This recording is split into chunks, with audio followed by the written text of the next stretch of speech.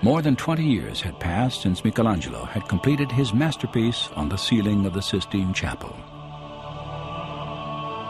Now, Pope Paul III challenged him to finish another staggering commission, a 40 by 60-foot mural that would cover the Sistine's altar wall and depict the final judgment of man.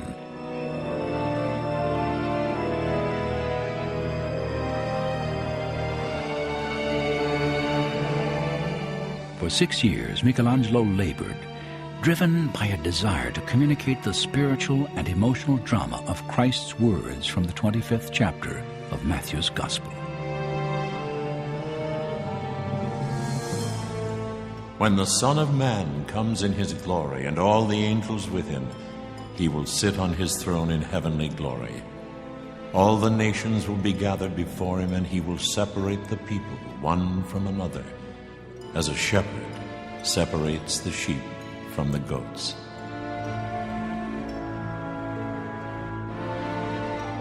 Then the king will say to those on his right, "Come, you who are blessed by my Father, take your inheritance, the kingdom prepared for you since the creation of the world.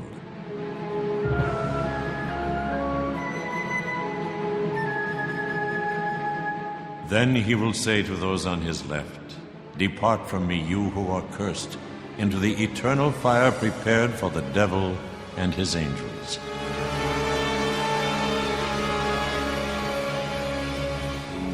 At the heart of Michelangelo's masterpiece is the biblical doctrine of man's ultimate responsibility for his own eternal destiny.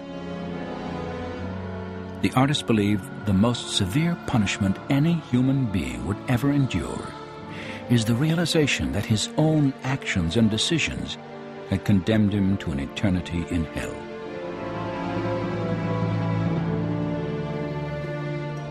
When Pope Paul viewed the completed mural, he was so moved by its power that he fell to his knees and prayed, "Lord, charge me not with my sins when thou shalt come on the day of judgment."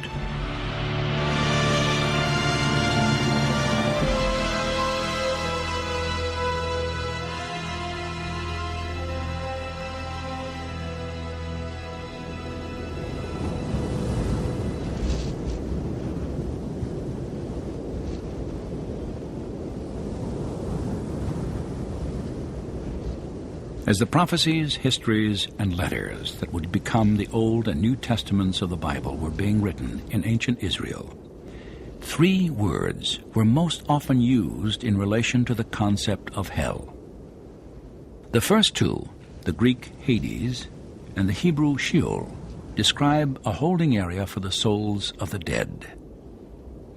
It was believed to be a barren, stark domain where the inhabitants lived in isolation, separated from God while awaiting his final judgment.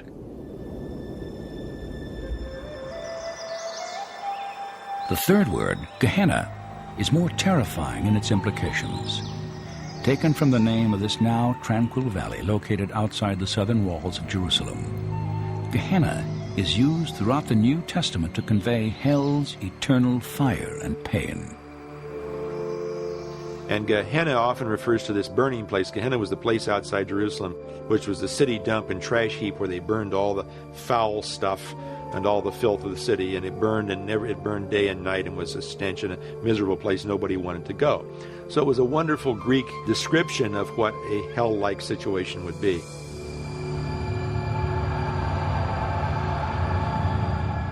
Though the ancient fires of Gehenna no longer burn beyond Jerusalem's walls, symbolically, they still rage today in another city, half a planet away.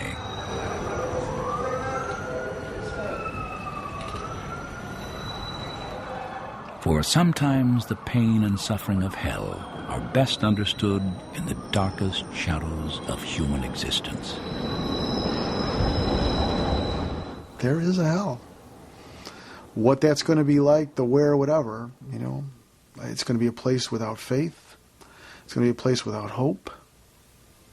It's going to be a place without love.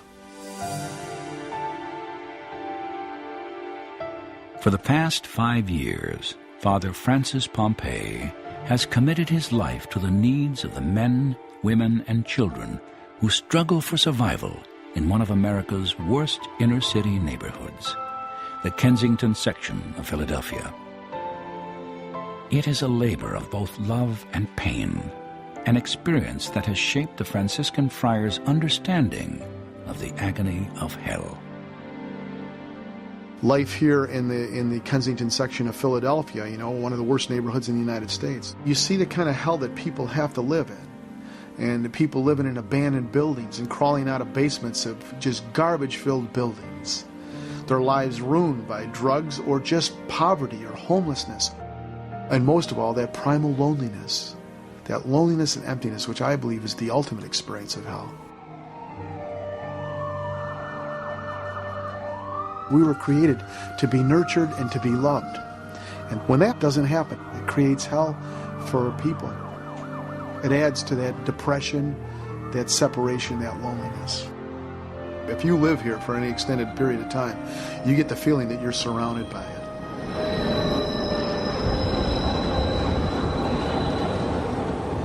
There's no trees in my neighborhood. We're in a concrete jungle. We got a train going down the center of our street, elevated train. The sounds we hear are screeching sounds. We hear yells, you hear crying. You smell stench, you smell garbage. The gutters are filled with syringes and vials and little packets of heroin and crack, cocaine.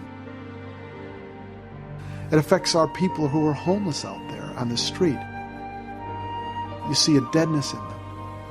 You see an emptiness in their eyes. They've just been scarred so much and used so much that there's just this deadness to them.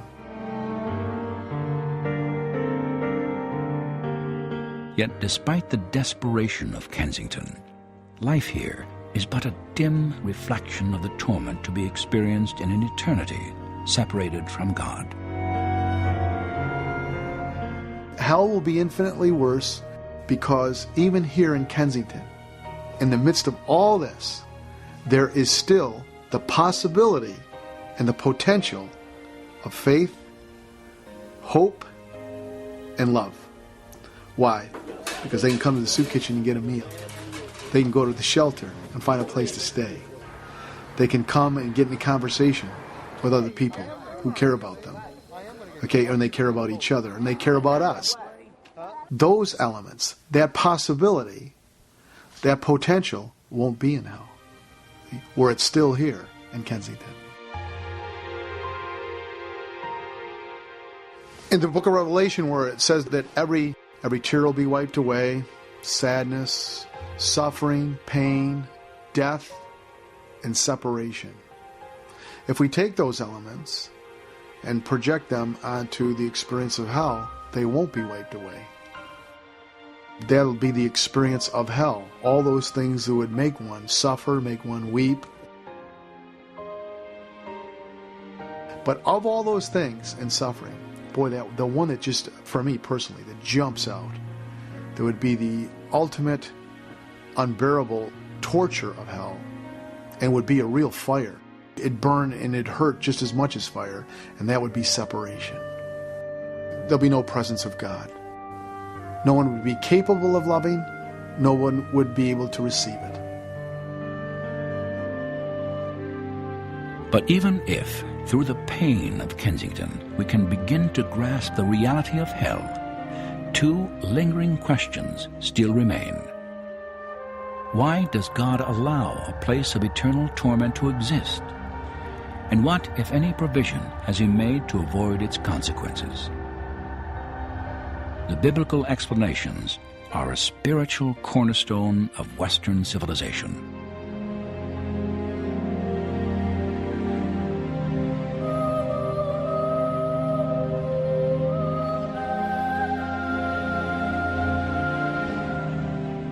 Holy, holy, holy is the Lord God Almighty, who was and is to come.